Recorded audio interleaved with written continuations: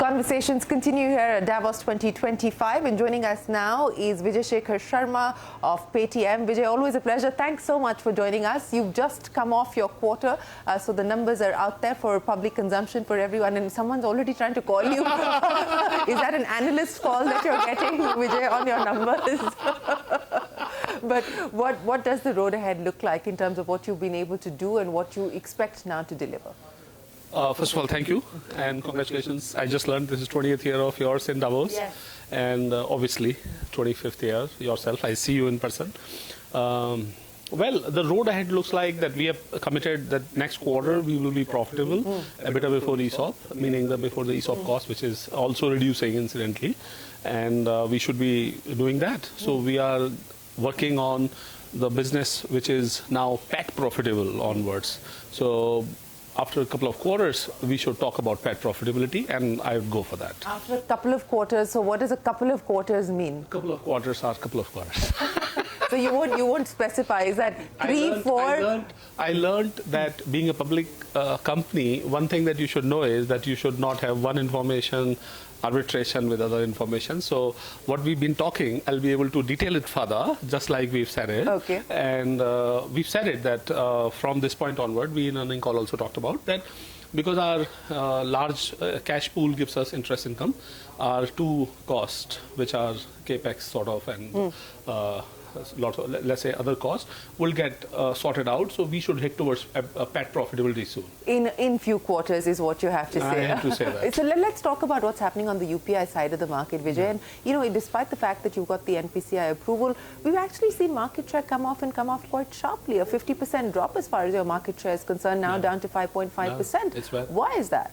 It's very bad, and I can only say that. I mean, the situations and the reasons are public. I'd not like to repeat much of that, but I'd say that... is it on account of the trust issues related to what happened with the bank? No, we were not allowed to onboard at all for last... Yeah. So our business was paused because of regulatory understanding and something that happened thereof. And post that it has come, I'm very happy that without any marketing spend, we are adding millions of customers. So I have a super brighter side ahead, just like this bright side in Davos right now. We all are surprised, yeah. And I can say that even though we've fall market share exists, but it is easily recoverable with the product. How do you ensure that it becomes easily recoverable? What are you going to do? I think the customers are coming in. It's a product gap. Deeper integration to UPI ecosystem and more merchant acquisition, which creates a flywheel, will bring our consumer back. Okay. We do have a marketing budget, but right now we are focused on product-led growth. Okay, so give me specifics in terms of what we should expect and what you hope your market share will be, say, in the next few quarters, you know, from 5.5% currently. It has to go up logically, and at the same point in time, look, there is a network effect.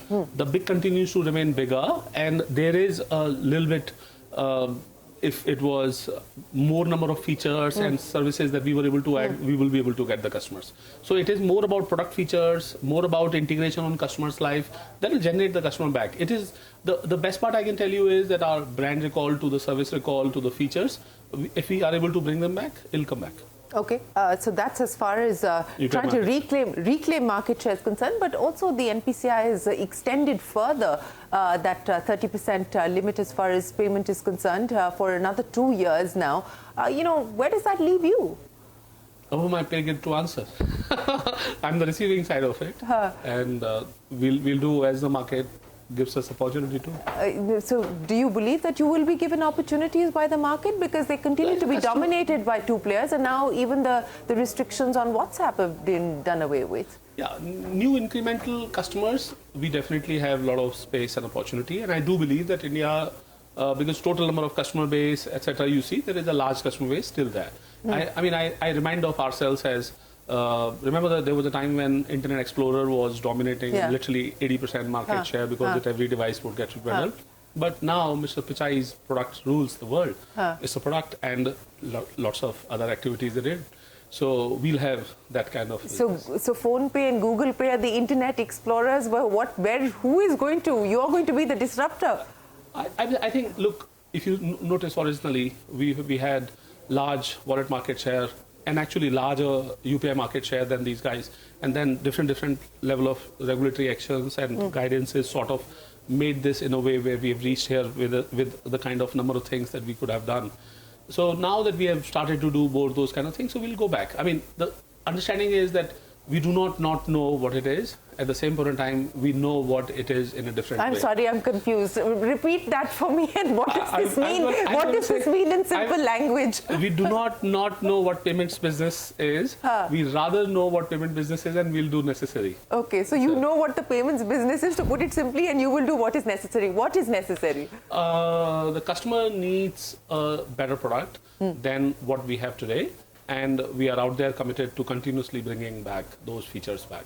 Okay, so let's talk about what are the other bets that you're likely to make now, and in the context of AI, etc. as well.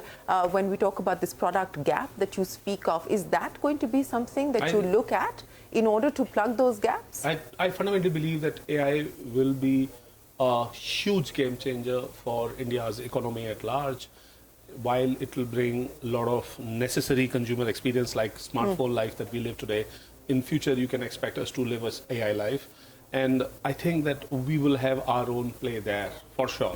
I mean, now how and what, this is what we are, I mean, there are a lot of, if you notice that our engineering cost, we have flattened up, all because that we now are adding more amount of AI features in the back.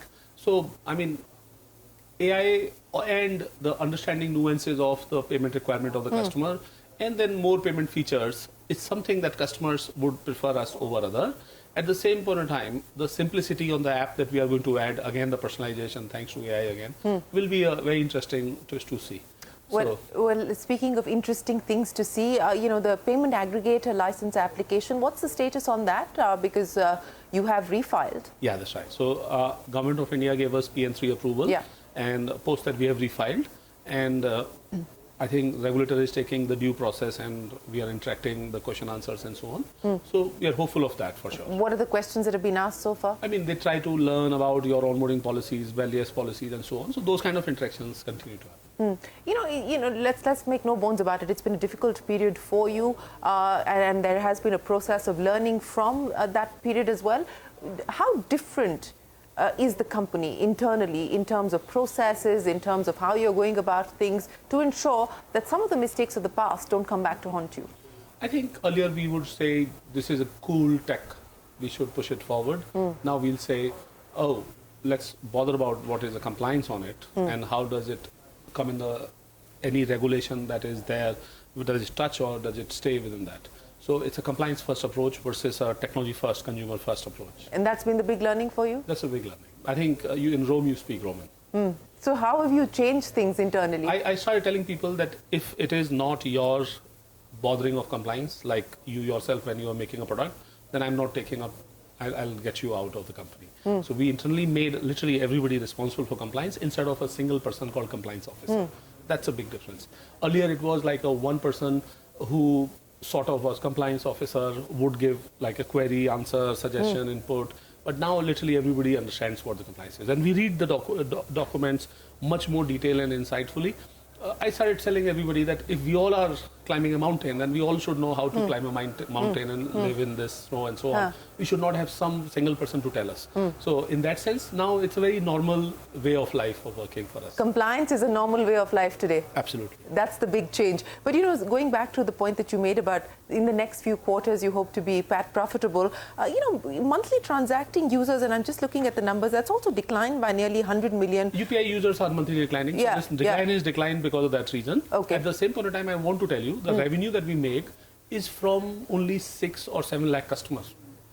On 100 million that you're quoting, the revenue that we make is only on 6 or 7 lakh customers. The profitable, the credit, the insurance, the wealth.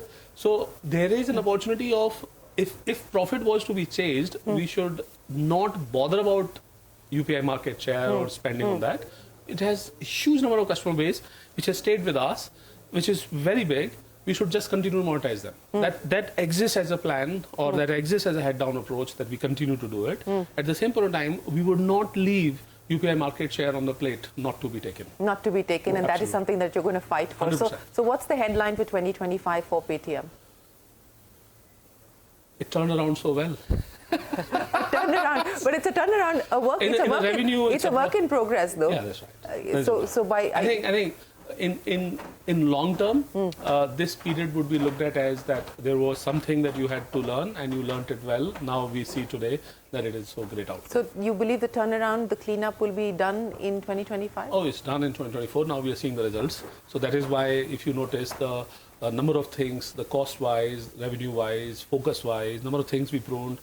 I mean, it is tough for an entrepreneur to say that you'll sell this line item, that line item, but I was like, okay, no problem. Let's keep lesser things, focus on those, go deeper.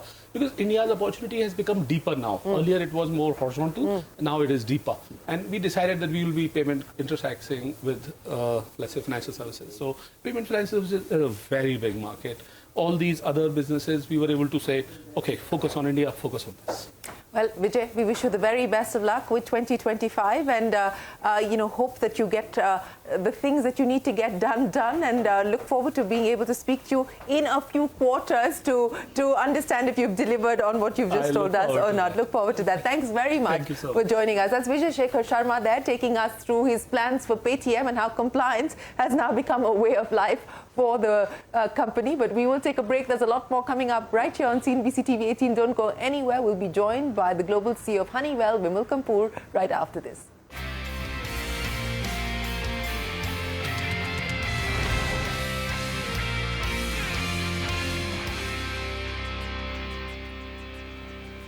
The conversations continue here in Davos 2025, and it is my pleasure to welcome back on CNBC-TV18 the global CEO of Honeywell, Vimal Kapur. Vimal, what an absolute joy to have you back here with us. Let me start by asking you about the outlook for 2025 in the context of everything that's going on in the US with the Trump administration.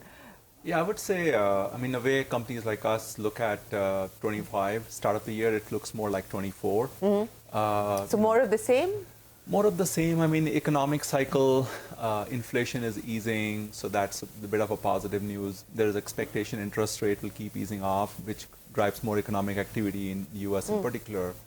Hopefully the wars become less intense and that creates more opportunities for us. But I think overall, if you see GDP as an indicator of economic growth, the projections for 2025 and 2024 are not too different.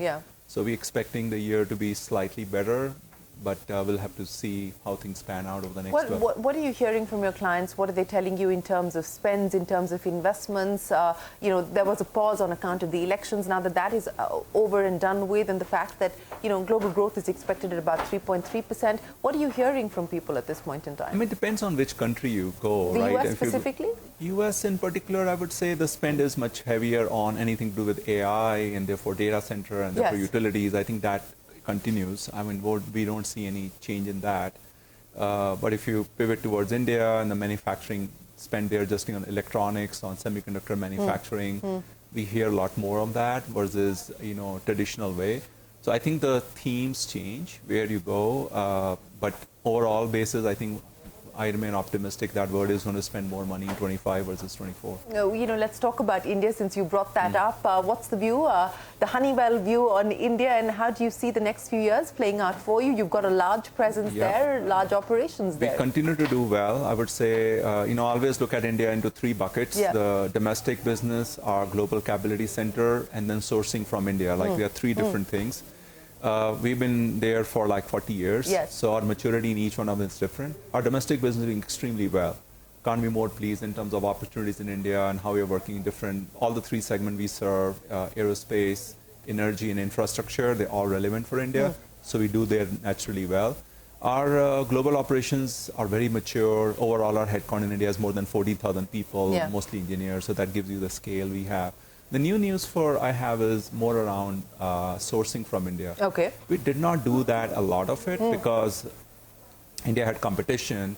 But I think last 2 years, story of India on Made in India is actually holding. Okay. And companies like us believe now it's a place to seriously look at it from a sourcing perspective. Okay. Now, when I say sourcing, it's really looking at more complicated mechanical components which we use into our products. So aerospace, for example, is our largest segment. And we barely source anything from India, but we can do hundreds of millions of dollars. It means we have to do a supply-based development locally, and that's what we are doing right now. We're looking at a lot of companies and essentially growing an automotive supplier to an aerospace supplier. That's how these industry work. So I see that's the next way for companies like us. We do a lot of domestic business. We leverage a lot of global capability center and not really leverage it for global sourcing. You know, and I want to pick up on that idea of global sourcing and where you find yourselves today to create this ecosystem as far as catering to the aerospace business is concerned, because we've seen others do it. I mean, you know, Boeing, Airbus, they do have... Early days, I would say. Yeah. I mean, if you do it at scale, the good news is the aerospace industry is very narrow. I mean, Boeing, Airbus are the airframers or OEMs. We are the tier 1 providers to them. All of us basically need the same supply base at the end of the day. So what we will develop will benefit our peers or our customers. So I think it's early innings at this point to look at some of the more complex products, certification process. And we've been working it since 2024. And looking with government opportunities on incentives and others to kind of accelerate this process. So what's changed? You said that, you know, in the last 2 years... the capabilities are improving. Okay. I think the driver for that is as the defense sector emphasis has been growing, Yes. domestically, that creates a supply base to serve that, and that supply base becomes attractive for us. So I think that whole made in India is becoming more relevant.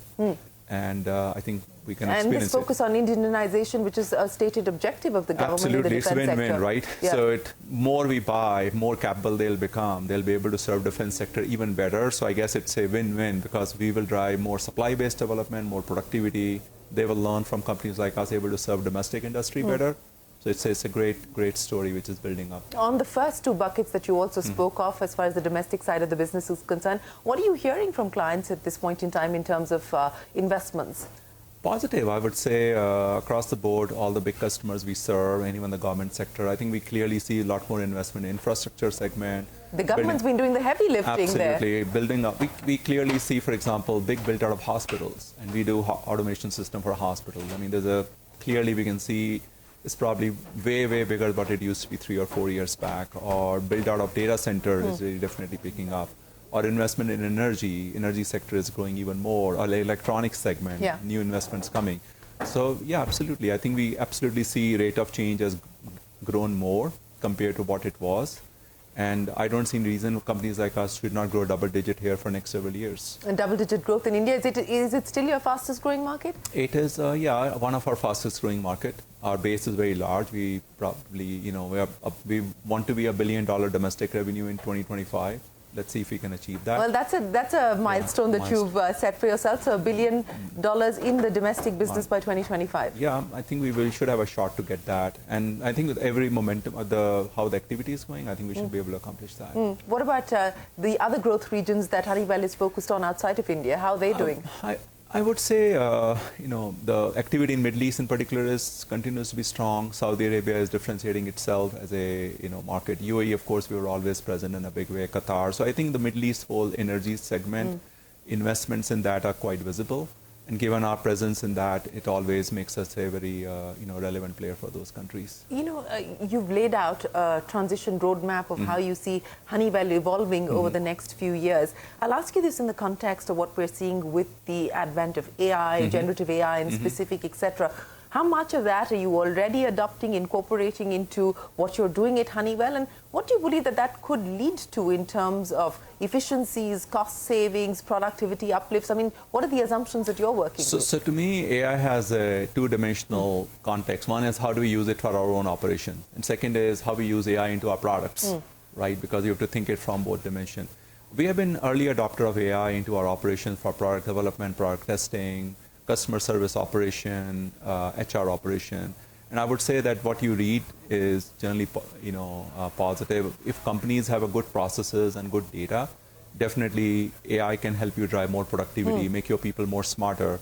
I actually look at it as more of a skill shortage issue. Okay. Because generally the segments we serve, now pivoting to the other part of my story and the customer, our customers generally find challenges to have skilled people to run their operations, maintaining the equipment, operating the plants, buildings, others.